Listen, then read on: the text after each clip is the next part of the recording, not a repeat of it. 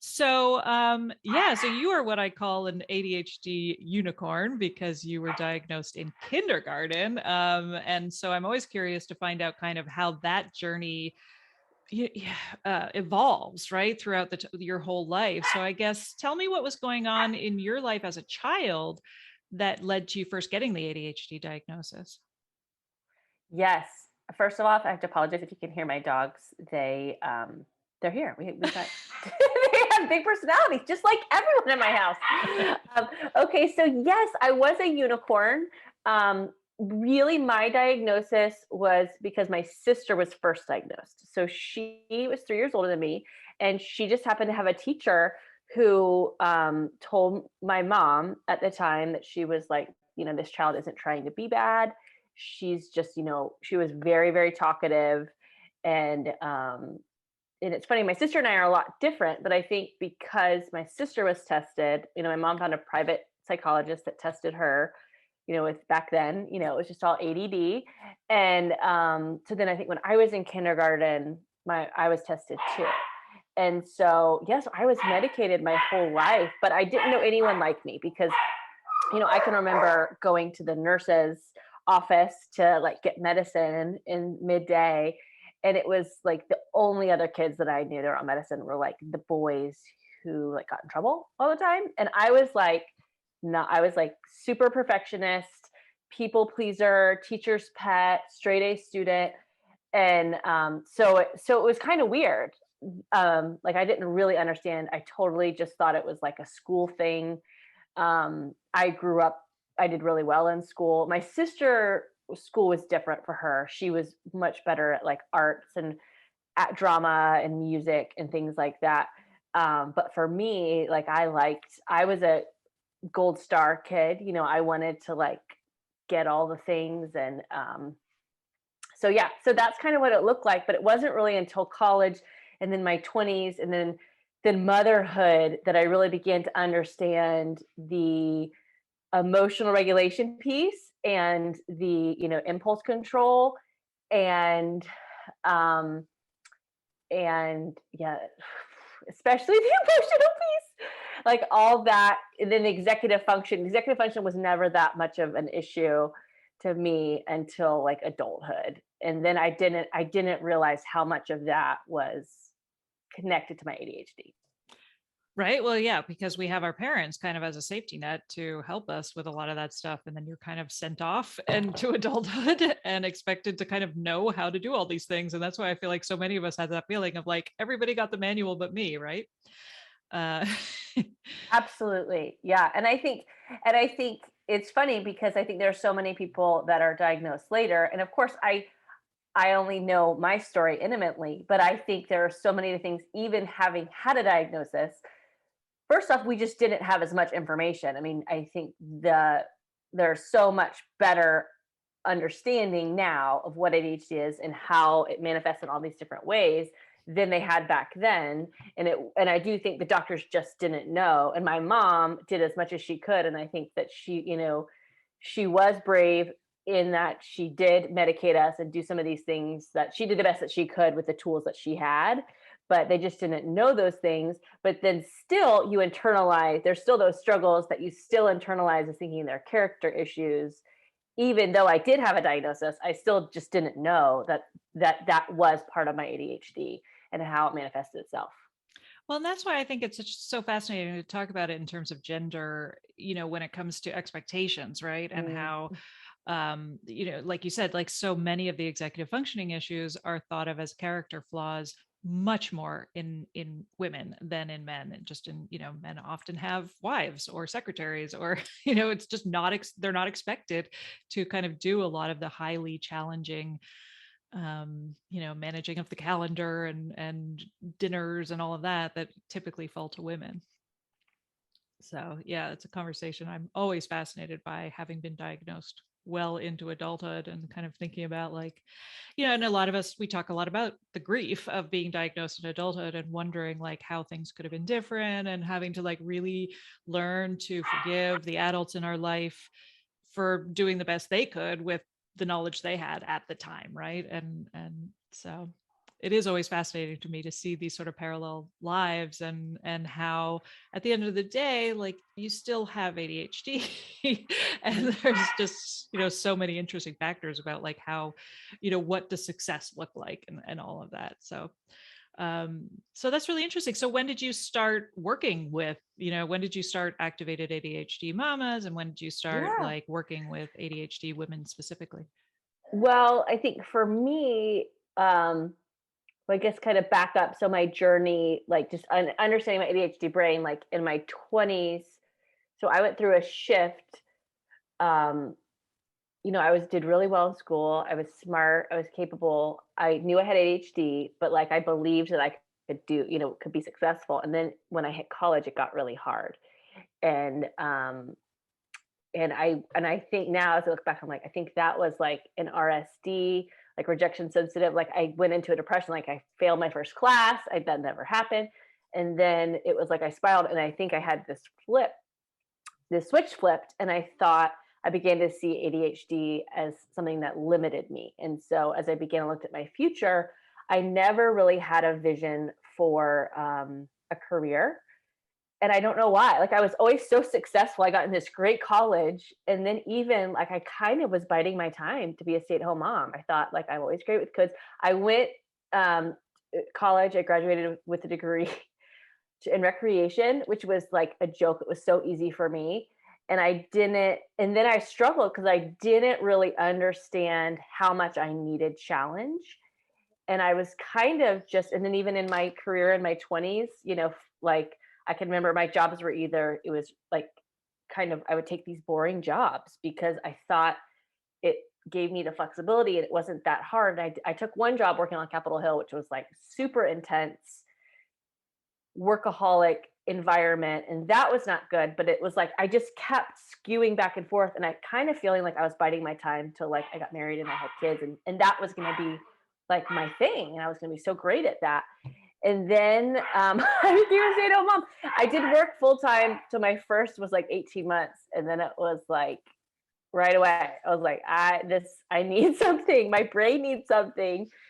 And as my oldest, he is now 11. So that it's really been 10 years that I've been, at home, not had a corporate environment to go to.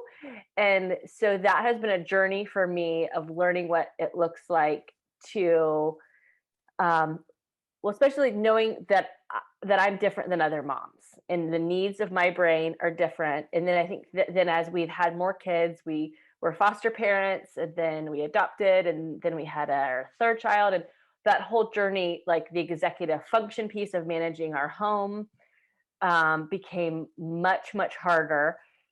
And so I think, so I have, since that beginning of being a stay-at-home mom, I first started building a business in social selling online, and then really learning about marketing, and then learning about automation. And that stuff has been the fuel for me to create, my creative outlet throughout this stay-at-home mom thing. And then as I really like kind of life got hard, probably like 2018, 2019, 2020. 2020, it was hard for everyone, but for me, 2018, 2019, adding a third kid, like all of that, it kind of, I realized that like my ADHD was worse than it had ever been, and I was challenged in ways I had never experienced. The emotional piece, it was just like, who am I? Like, I was still on medicine, but it was like nothing. I just was a loss, and so I began really learning. And then also, it was coming out in my kids. So, learning about it as a mom to care for them, learning like, how do I function as a mom? How do I care for my kids? And then also still pursue these interests and these goals that I need to function, because it's not just financial. Yes, of course, I have big financial goals and I am wired to be an entrepreneur, but there was a lot of mental work to give myself permission, and realizing that it was all kind of wrapped up in my understanding of who I am because of my ADHD, and because of like that whole unpacking of the unmasking, like those all connected, and how I see myself as a mom. And so really my journey, and then building a presence on Instagram, I just got real authentic. And just kind of the course part, the coaching part, like that has kind of, it was kind of a natural byproduct of that. And just seeing that there are so many other moms that struggle in a similar way, and real wanting to help them through that process of, understanding their identity, being able to separate who is ADHD and who am I, and really building that intentional life in a way that uses their strengths. Because I do think that the ADHD brain is amazing, and that there are so many gifted and talented people who, because of those social constructs that they miss it, or feel Mhm. like because we're trying so hard to do all these things that we just feel like failures, when in reality we're just really supposed to be doing life a different way. So that is a long-winded way to answer your question, but it's definitely been a process over the last, like, 4 years. And really just now, because I had been homeschooling the last 2 years, we just in January stopped doing that, which I needed so badly, and it's really freed me up to have a little more capacity to devote to creating courses. Mm. Yeah. Oh my god. Where do I start? Okay, so yeah. Well, because I've talked a lot of, with my guests on this podcast about just, um, how much I want to go back to that version of me who had little kids, who's just struggled so hard. Because I also, like, we were living in New York City when I had my first, and I had to work full time, and in order to pay the rent. And so I really, really struggled, and for finally made the choice to become a stay-at-home mom, and we left the city so that we could live on my husband's income. And I was like, this is great, everything's going to be great with my second kid. And then with my second kid, I was like, it was a whole other set of issues with having to be a stay-at-home mom, because that was really like, I just felt so, I just had a really hard time with my identity, right? I was just like, there's got to be more to this. I'm so unfulfilled. And then I felt guilty about being unfulfilled, because I should, really love all this time that I'm allowed to have with my children. And it was just like so stultifyingly boring at times. And so it is, yeah. I mean, it's fascinating to me to think about, like, the phases, like you said, when how the ADHD kind of these peaks and valleys that we have in our lives as women and as moms.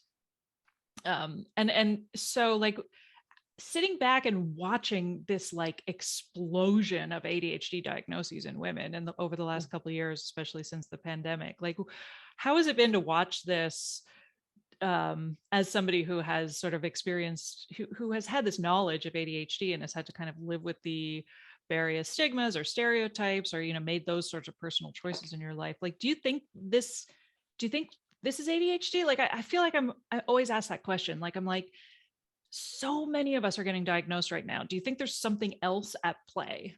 Or do you Hmm. think it really is ADHD, and we're just sort of having this revolution, this renaissance in understanding what it looks like? Hmm. I think there's definitely more going on. I I mean, I think especially women right now, we are so taxed. And I think there's a big crossover with the overstimulation and the because I was just even thinking about myself, like thinking about when I was always thinking, I'm always thinking like, why did it get so much harder? And one of the things I've been thinking about recently is how that they're like, I'm coming to realize that I am, I don't know if I'd say I'm definitely a highly sensitive person, like if you know what that definition is, but I'm like right on the line. And I would have never thought that about myself before, like when I was younger. But I think I also had a lot of time and things in place. Like I just had natural opportunities to care for myself. Like I can remember, like in my 20s, like I would, on Sundays go to a park and like read a book and like just be in nature, or like go on a hike, or like do these things. And even like in high school and stuff, I would like go on walks and runs by myself. And I could, like, I was able to care for that. And I think as an adult and as a mom of three little kids who have very intense needs, all my kids are ADHD. One of them's on, at least one's on the spectrum. I don't know. Might have another. Like we used to have a lot of stuff going on. They need a lot of me. I have very little opportunity to do those things to care for myself. And I think with the pandemic, it was just like an all time, Right. there's like hardship. And then being able to like talk to people and really process our thoughts and things, it just feels like I think life just got a lot harder. So I think there are some of these ways that we naturally coped that we're missing. So, um, but yes, I do think, it is, I think what's been interesting to me is how many people I know had that have come to me and like want to talk about it now. And I honestly, I just didn't really like, especially as an adult, like as a kid, people knew because like they would know when I didn't take my medicine. But like I my people that met me in my 20s and 30s probably didn't know, but now it's like, especially because I'm so public about it, it's just been interesting how many people come to me, or like I've had, my best friend's husband was diagnosed. My husband was diagnosed. I have another best friend who I was talking to her about her husband.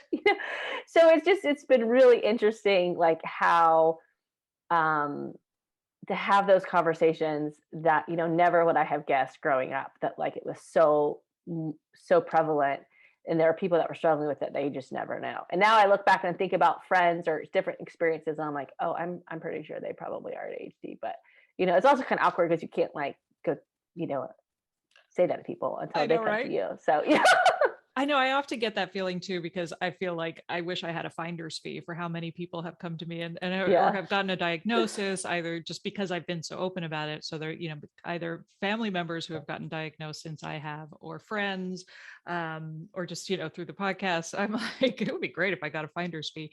But then also that's the other flip side where I'm like, am I like part of some mass conspiracy? Like, am I fooling everybody? Like, there's Yeah. so much self-doubt in my own diagnosis, right? Where I'm like, oh Hmm. God, am I like, is this really ADHD? Is this what's happening? Are these people ADHD? Like, are we just like, I feel like we're kind of, as it's becoming more understood, I feel like we might be shifting into this new kind of, this new neurodiversity, right? Which is sort of Hmm. like, is this, there's not like an us and them neurotypical neurodiverse, like we're all kind of experiencing symptoms and traits on this spectrum in terms of like how we think and what our brains need. And I think it's so fascinating to me to like talk about how this might be changed, how Hmm. this explosion in diagnoses might really be changing how we just look at not only our brains, like from like a chemical biological standpoint, but also just sort of how we look at how we behave and revisit some of these things that we used to think as character flaws, like, and think about them really in terms of like, no, they were never character flaws. It was really just about your environment and how you were reacting in those environments and finding what you need to thrive, as opposed to like, even just ADHD used to be called like a moral character disorder, right? Which is like back in like when it was first even an issue, like in the 1900s, right? It was always about like, we know these kids are smart, they just won't behave. And so it was like always classified as this character flaw issue. And then we wonder why we all have so much shame around who we are fundamentally. Was there a question in there? Anyway, what I love is your master the mundane. Is that a course or is that a group? Because I just love that phrase, right? Yes. And as a mother, right, the word mundane, I talk about that a lot. Yes. And so is that a course? Is it It's a course. Yeah, I'm launching it actually next week. I don't know when this will air. So early May, okay? it will launch. So I've been having lots of conversations, and it's been kind of in the works. But it's, I'm sure you know it. Like sometimes it's you're just not quite ready to pull the trigger. But I feel like we're there. Yeah. Oh, So awesome. Okay, so tell me yeah. more about it. What is it? Who is it for? And what does it involve? Yeah, so it is for moms with ADHD, and it's really around developing systems in your home. But I think that there's also like a lot of learning about yourself and self reflection and kind of heart work too, as part of it, and helping people to kind of, because we're all different, we all have different resources, we all have different abilities to outsource or to delegate. So it kind of takes a very umbrella perspective to help people create. I have these kind of loose structures to help them guide how they spend their time and what they expect of themselves so that they can clarify, you know, what they expect of themselves, what it looks like to be successful. Because I think so many moms, we just feel like failures because we have all these ideas. And really, I think what is at the heart of this system, what is unique, is it's not just about task or like, getting all the things done, but empowering women to understand that they need stimulation and giving themselves permission to do those things that are energizing, whether it's pursuing a business or, and I think for a lot of women, especially if you're just, starting something out, and there's just, especially moms, we feel like we can't give time to something unless we're monetizing it right away. But the reality is it takes time to figure out what you're going to do, especially if you're just starting this journey and you're doing all that self-discovery and that healing and that forgiving. Like, that takes time. So it's empowering women to from a neuroscience, like understanding kind of how the ADHD brain works, what you need, and then developing rhythms that really support what your unique brain needs, and to enable you to do the brain mom things. Because it's not just about like making yourself do it. We need that balance and that stimulation. So Mm. that's the heart of it. Yeah, right. I know. And just also going back to that idea that, like, I think there's a lot of pressure on women to be satisfied with domestic life, and I think a lot of us find that we just aren't, and need much more stimulation. And we're so, I was always like, when I was a stay-at-home mom for 10 years, I kept trying to like start a business or take a course or get certified. Like I could never just like be. And I always thought that was bad, like now I'm like, of course you could never just be, like, you always want to have a million things on your plate. Like, how can you lean into that? How can you move, how can you use that to your advantage?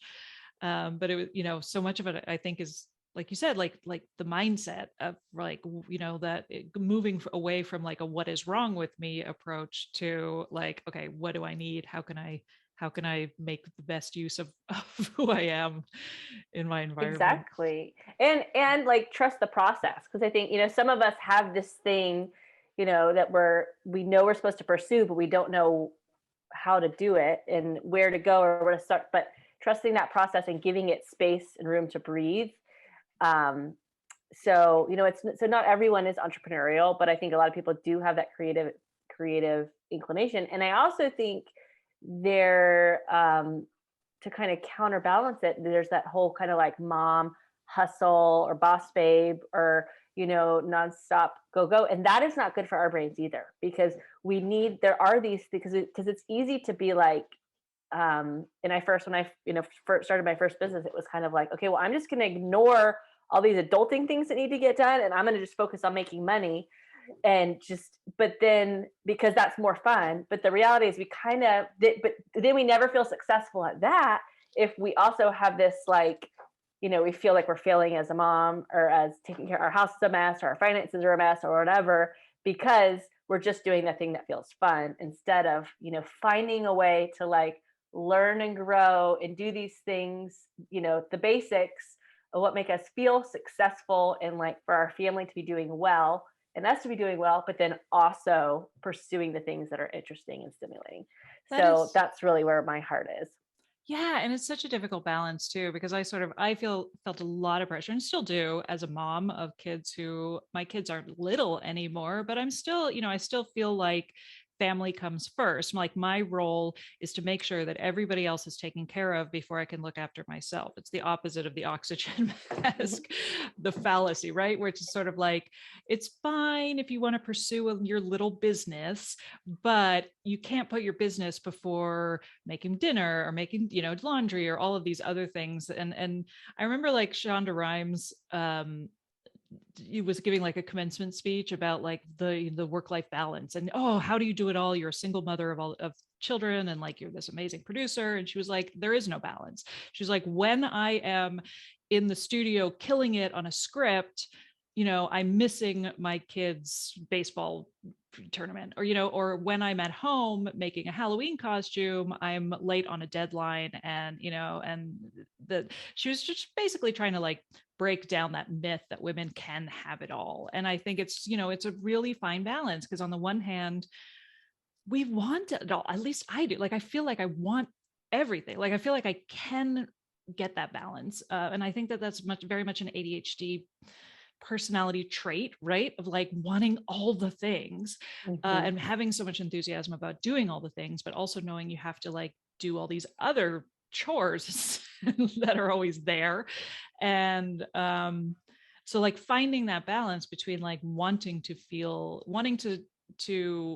go after stimulation and finding it all, but all at the same time, like almost like a bungee cord, right? But at the same time, you still have to kind of like have all of these adulting things in a family. And oh, like it just feels like everything ends in like mom guilt, and that I think was so important about the community and finding each other and having these Mhm. conversations, is realizing that like I'm not the only one who's thinking this. I'm not the only one who at the end of the day is feeling like, God, I'm a terrible mom because I was doing this instead of this, and yeah, anyway, I think it's such an important piece to work on with mothers, especially. And I don't know. I mean, I have no answers really. I'm I'm just really learning as I excited. go, Yeah. right? I'm just Well, and I learning as I think go. for me, like I tell people, it takes, if you are, have little people and you're trying to build something, I think it takes a solid year to figure out how to do that, just to how Mhm. to make time for something. And I think what I'm trying to do is really shorten that window so that people feel confident in this vision for their life that they're pursuing, so that they figure out the dynamics, and are able to um, you know simplify their demands on themselves, because I think that's one of the things, I think as you get better, as you know yourself better, are able to set better boundaries around the mom expectations of what it looks like to be a good mom. And I think especially with your kids, like there are so many things, I can remember like what I thought I was supposed to do as a stay-at-home mom. Like I can remember, like, I thought I'd be like the room mom. And I'm like, I don't want to be the room mom. Like I only have so much administrative capacity. And my family gets like, and as much as I can give them. Like I don't have space in my head for things that don't really matter to my kids and don't really um they aren't really aligned with like the goals in this vision that I have for my life. So, and I think, my goal is to help women clarify what their unique motherhood's supposed to look like, because it's different for all of us, especially as ADHDers. We have these things that we're very good at and are very interesting, and for some it's like it aligns with mom stuff. Some people love throwing their kids birthday parties. Other people it's like that's on the would never want to do that ever again. So like being able to clarify and then confidently live into that. Yeah. I'm in the like, I like to hyper focus on birthday parties, but then I need like a month to recover. And that's the other thing, is like, and now at least I can understand, how much burnout that brings, right? And I do enjoy it, Yes. but it's like, yeah, I had so much. I somehow ended up as the PTA president of my kids' elementary school pre-pandemic, and I'm like still recovering from that burnout like 3 years later. It was so intense. um that's another story. But that's the thing, is we want to say yes, like understanding you're going to want to say yes to all the things, because Oh you're like, it yeah. sounds really fun and interesting at first. And then you're like, okay, no, this is not what I thought it was going to be. Well, it's like, I think it's, yeah, it's like a toxic combination of wanting to say yes to a lot of things and also having a really hard time saying no to things. And that's, I've talked about like chronic volunteerism in other episodes, right? And how I sort of like accidentally end up, in these situations where I'm like, sure, I'll volunteer. How much time, how bad could it be? And then like a year later, I'm in charge. Yeah. And I'm like, how did this happen? Uh, but yeah. So now I'm curious. Oh, okay. Well, why don't I ask you first? Like, what do you love most about your ADHD? I know I had to write down some notes from that because, gosh, I guess, it's funny. I have my notes down and I left that one blank. I had, Oh, what do I love? I mean, because you I were like, I really, could go on forever. I don't need yes, notes for I this one. could. I think the warmth and energy that I bring to the room, has a huge part of my ADHD. You know, I am energetic. And I think I am authentic, and I think that makes other people feel safe around me. I think that's always been my biggest gift and to the world. And I think, you know, people are vulnerable and open up. And I love that because I am not great at small talk. So I think that's a huge part of my brain. I also love asking questions. I'm very curious. And so I just love learning about different things. And so, yeah, I love being a resource to people.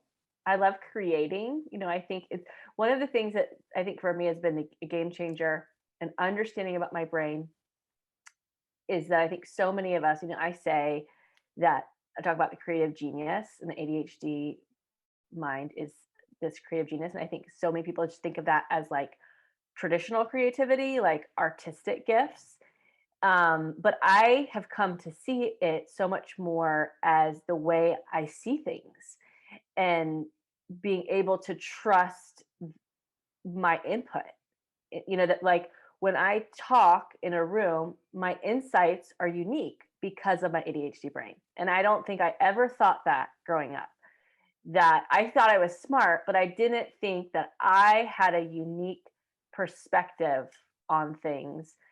And especially, you know, learning about like online business in the last few years, like in marketing, and there's so many things that I've realized that I see and make total sense to me, but other people don't see it. Not everyone, some people do. And some people are, you know, when you meet people that see it like you do, that's why we think we love each other so much. When you find an ADHDer who thinks like you and is passionate about the same things, like that's like total magic, because, you know, they can elevate your thoughts. But being able to trust that you have unique insights to add to the world and sharing them, I think that has been huge, because of the way, you know, we think and are able to connect different ideas, that we do have unique observations. And so that is what I want to empower my kids with, that understanding that like their insights matter and are unique, and the world needs them, because I believe we do bring a unique perspective. And that by being in the room and sharing our perspective, whether people understand it or not, or how out of the box, or, you know, all of our ideas aren't good, but I believe they elevate the conversation. So I think that would be my fundamental favorite thing. And what I mean when I say creative genius, I think it's the way we see things is unique. Mm-hmm. Oh, I love that. That's lovely. Yeah, it is true. You know, because I think we do undervalue a lot of our creativity if it's not like in the obvious arts, like you said. And then I think about like, you know, Instagram reel, like your Instagram account is so entertaining and so incredibly creative and lovely and funny. And, you know, I think those are a lot of the qualities that feel effortless sometimes, people with ADHD. And we things that are effortless, we tend not to value. Mm-hmm. That can be you have to like actively take the time to like reward yourself, or you know, stop and realize that some of these things that come effortlessly to you are actually really difficult for other people. And that reminds me of a guy who it was a TikTok video I came upon once where he said, I'm really smart at dumb things and really dumb at smart things. It's like, yeah, basically.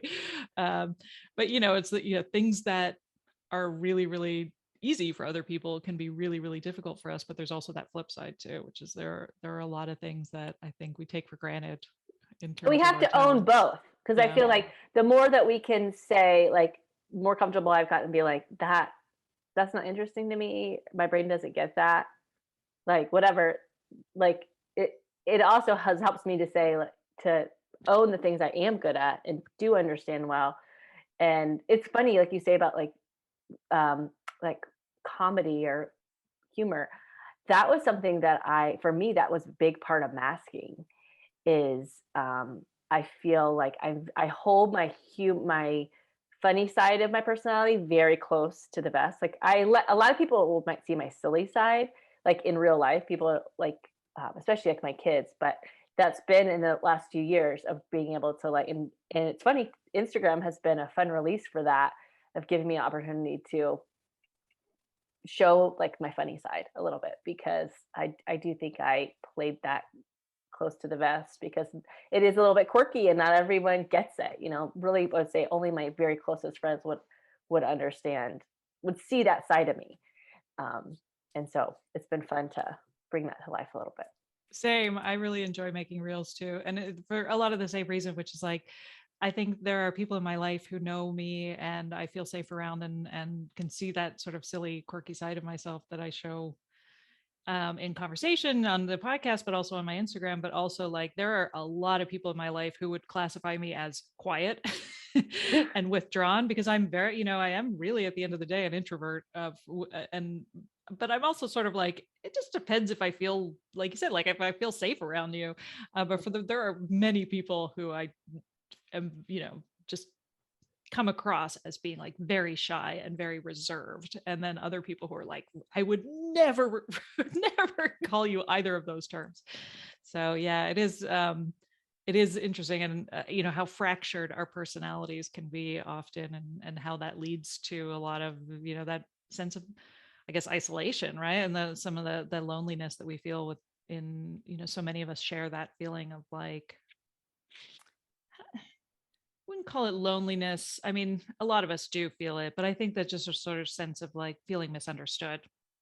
Well, it makes, if you never feel like you're totally yourself, or if you are withholding part of your personality, even when people do love you and embrace you, it's hard to really believe it, because Mm-hmm. they don't really see the full side of you. Um, yeah. Now, You don't. I'm curious because you're very open about being a born again Christian. You're very open about your faith, and it's sort of worked into a lot of what you do and a lot of what you talk about. And so I'm curious, like, how is ADHD or even just neurodiversity or mental health? How is it viewed in the Christian community, especially with moms and women, wives? Hmm. That's a big one. I just dropped that Yeah, on you. that's I know big, you. and I I would didn't say prepare this. you for that Yeah. one, so I just was No, curious. yeah. I think there's varying degrees. There's a lot of different place. The Christian community is a big Yeah, community, that's and true. so there's a lot of different viewpoints. I'd say, um, especially like with my kids, I there are places in that that you're supposed to be in the box. Being a good mom looks a certain way. Having good obedient kids looks a certain way. I do think, um, especially for moms who have neurodiverse kids, that's like, it's a big shift, and especially moving towards like gentle parenting. And there's a lot of things that Christian moms are told to do that don't work for neurodivergent kids. And so I think that is a thing. I think there are some of us in that community trying to, empower and take some of the shame away, because I think, and I think a lot of the traditional Christian culture for moms is that, you're supposed to be a stay at home mom, and you're supposed to, really enjoy it. But I do think within certain communities that there is more empowerment. Like, I believe that Jesus, um, thought very highly of women, and I think I'm realizing that a lot of the me trying to play it small. I think I had this expectation of myself that was kind of wrapped up with this ideal Christian woman and wife and mom. And so realizing that who I really am is very different than who I thought I was supposed to be. There was some grieving in that. But I feel like for me, as I lean into who Jesus is and what he says about me, I find more freedom, because I think he what has, my brain is no surprise to him. And so what the traditional Christian community might say versus what I feel like as I draw an intimacy relationship with Jesus, those are two different things. Right. Yeah. And I think it's helped me, like, we just moved to a new city, and so we've found a new church. And so like a lot of this church that we're we haven't joined it yet, but that we're going to, bringing our kids to, is very aligned in a lot of these things. They take mental health very seriously. They, believe that women have a really vital role to play in leadership. There's a lot of things. So I don't know if that answers your question. So No, it so it's does. It does. definitely part of it, and I definitely think it can for some at an extra level of shame. Um, and for me, I think it's why I want to really empower women, especially women who do identify as Christian. Like it's like I go back, I'm like, am I trying to serve women who are Christian? But I do feel like I want to create a safe space where women who do identify as Christians but haven't yet unpacked all of that stuff feel safe, feel loved. And I also, one thing that I think about is I believe that neurodivergent minds, just like I said, we have a unique insight. I believe within the church community, we need to be showing up there, and because we have things to add, we have our insights are valuable. And so I do think in the last few years, the more I learn about sensory needs and neurodivergent, and two of our family members were diagnosed on the spectrum, like I'm definitely looking through so many things, through that lens now that I never did before, just in terms of,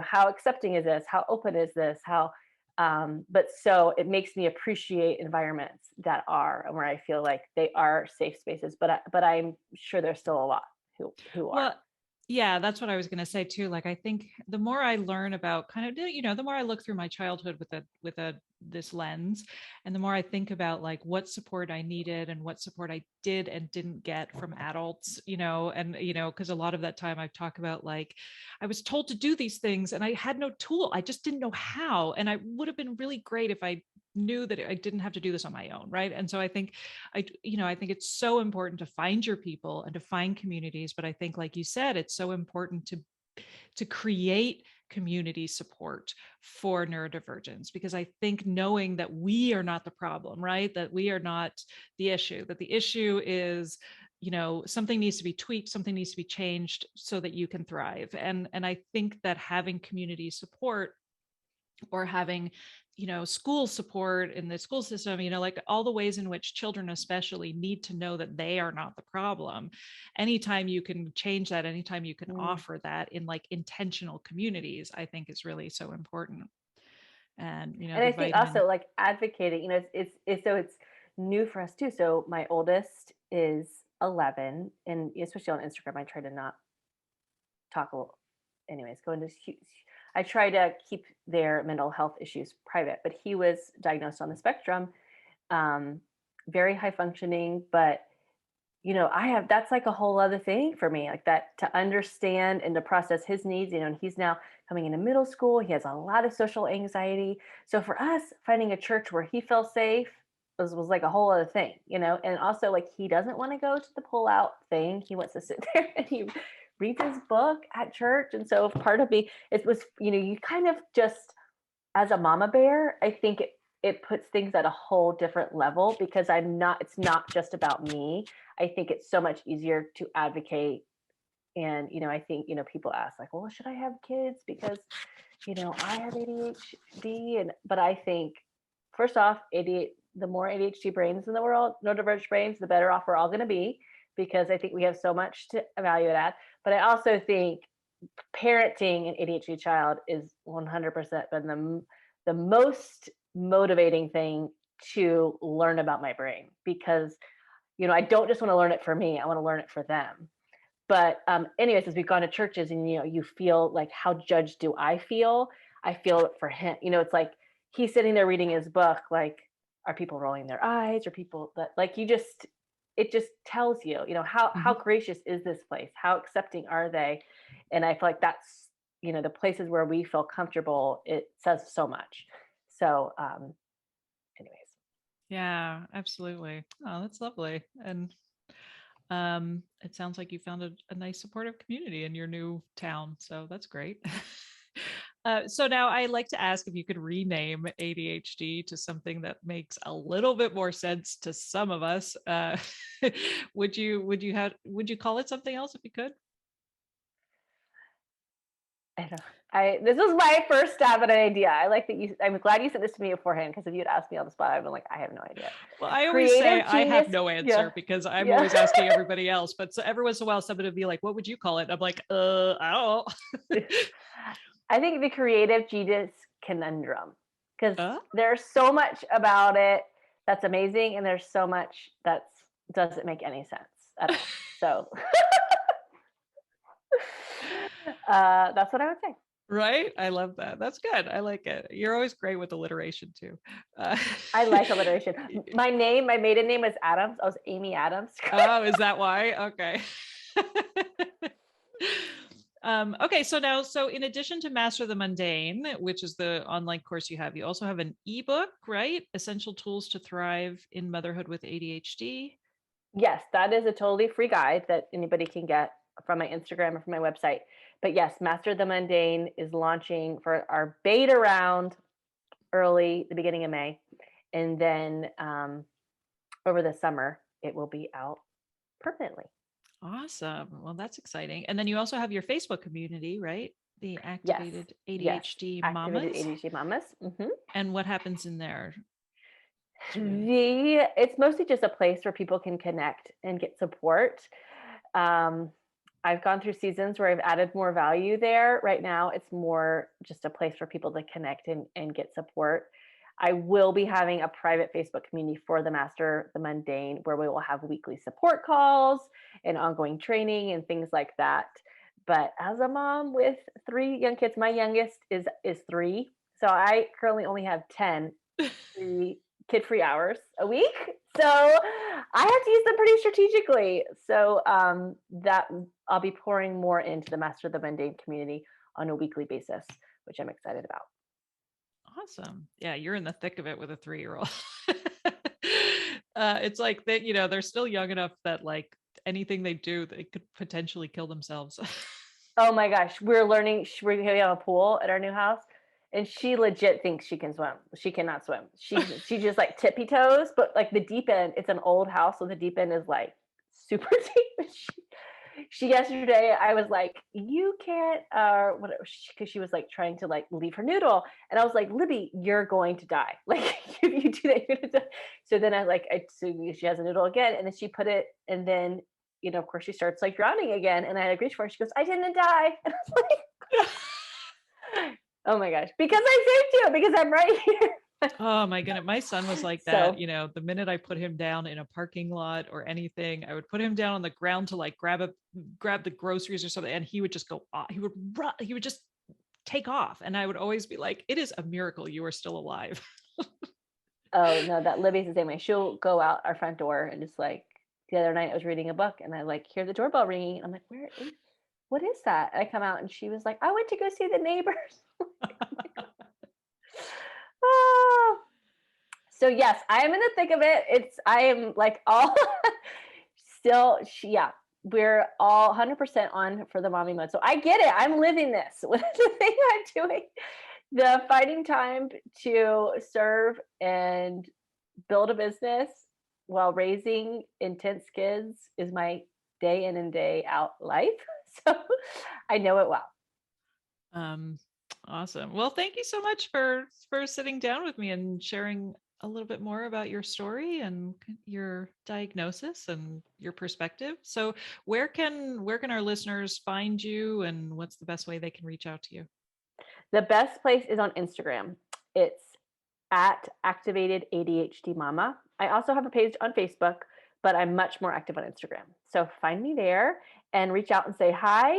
And in my links, can get access to all the things we've talked about. Yeah, you got a lot of freebies there. That's awesome. Okay. Well, wonderful. Thank you so much, Amy. Thanks, Katie.